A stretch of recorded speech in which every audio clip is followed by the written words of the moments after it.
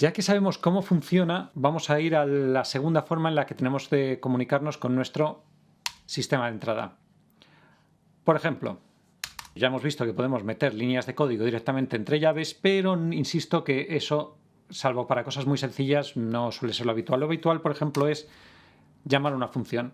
Yo aquí le he dicho que cuando detecte el botón de salto y le voy a dar started, hemos dicho que para un botón le da igual started que performed, lo llamará una vez, pero cuando detecte que he pulsado el botón le voy a decir que ejecute una función, y esto la sintaxis es directamente escribiendo la función. Yo ya tengo una función creada que se llama salto.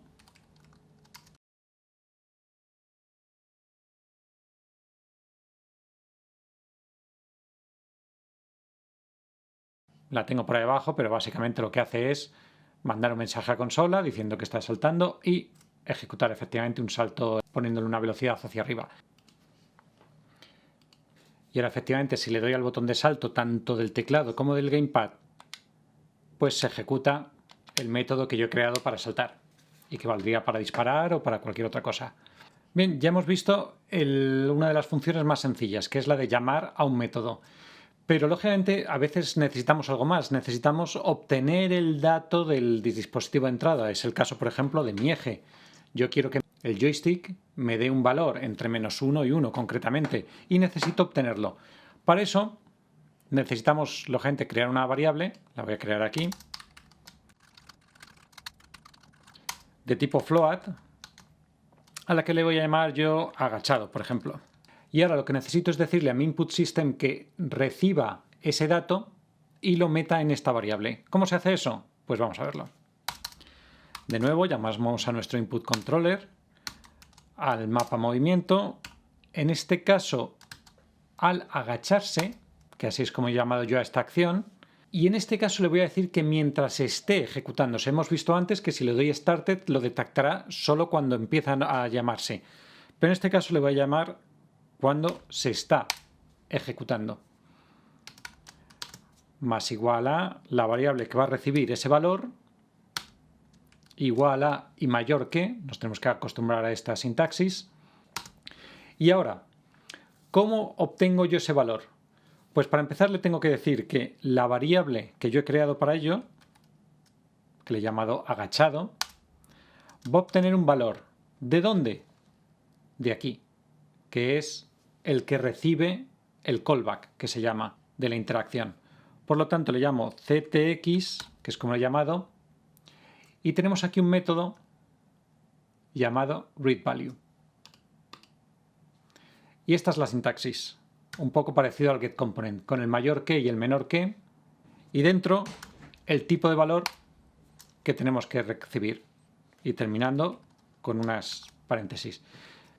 Repasando, llamamos al controlador, al mapa, a la acción, mientras se está ejecutando recibimos un callback y le decimos que la variable que hemos creado para recibir ese valor lo va a recibir ¿de dónde? De ese callback del método readValue, y le tenemos que decir qué tipo de valor es, entre mayor que y menor que, y un paréntesis, un poco rollo, pero es lo que toca.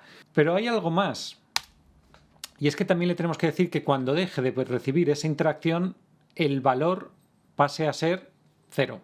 Si no, nos puede dar error porque a lo mejor en el último momento valía menos 0, algo, y si no le decimos que se vuelva a 0, pues se queda ahí permanentemente. Por eso tenemos que decirle que el input controller, el mapa movimiento, agacharse, cancel, es decir, cuando deje de ejecutarse, y esto es más o menos igual,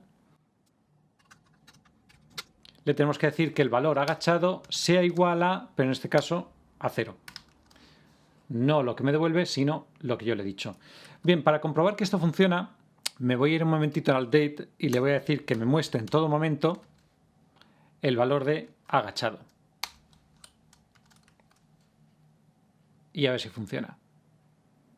Le doy a play y como podemos ver, agachado vale 0.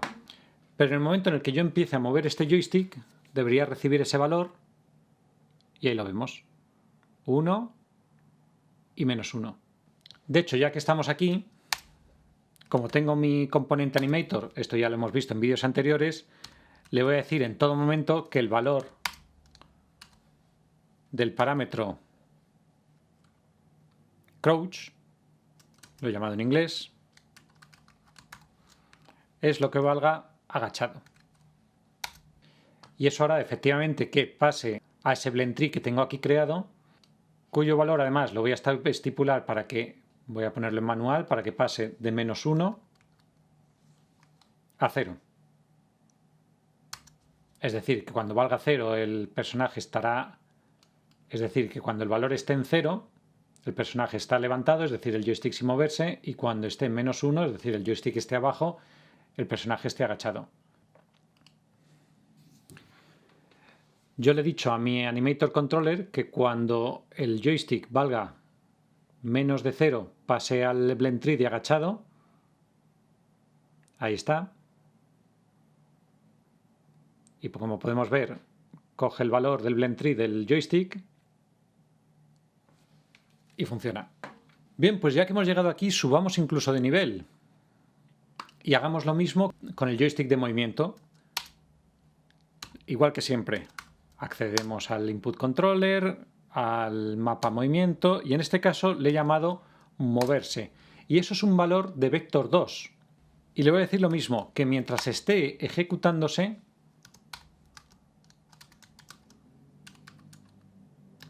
reciba un callback y le voy a dar una nueva variable. Esa variable no la he creado todavía, la voy a crear aquí.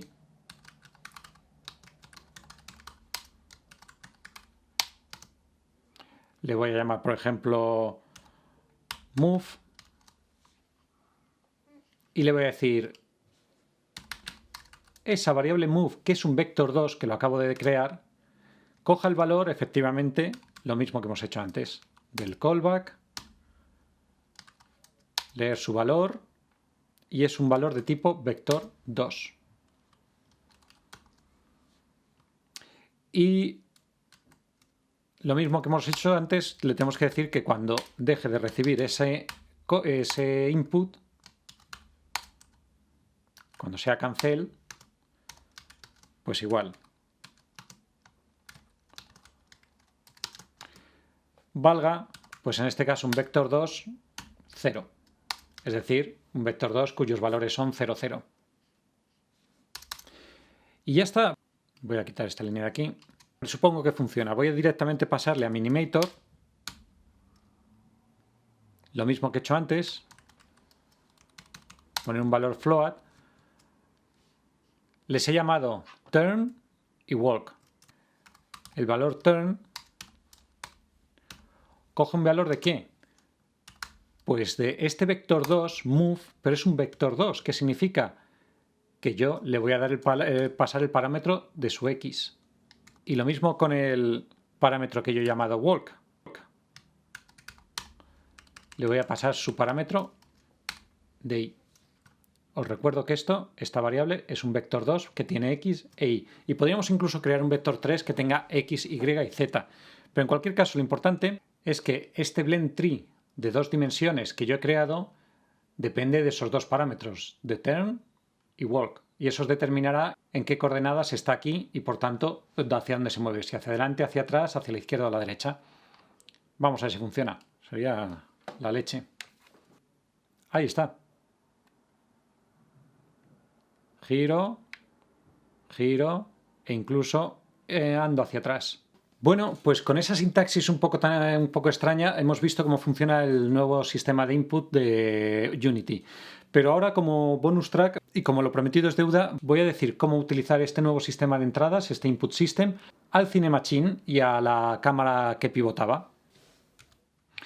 Bien, recuerdo que yo había creado dos cámaras, una FreeCam que pivota alrededor del personaje y otra Virtual Cam, que es la que se pone cuando apuntamos. Pero si ahora mismo le doy el play tal cual lo tenía antes, veremos que me aparece un error. Y es que efectivamente me avisa que la cámara que pivota alrededor del personaje, que es esta de aquí, está utilizando el sistema de input antiguo. Y de hecho, si nos vamos efectivamente a su configuración, veremos que los ejes de movimiento, ahí está, están llamando a unos ejes que yo he creado en mi anterior sistema de entradas. De hecho, lo vimos en el vídeo anterior. ¿Cómo podemos hacer para que utilice el nuevo sistema? Pues para eso tenemos que añadir a la cámara que pivota un nuevo componente.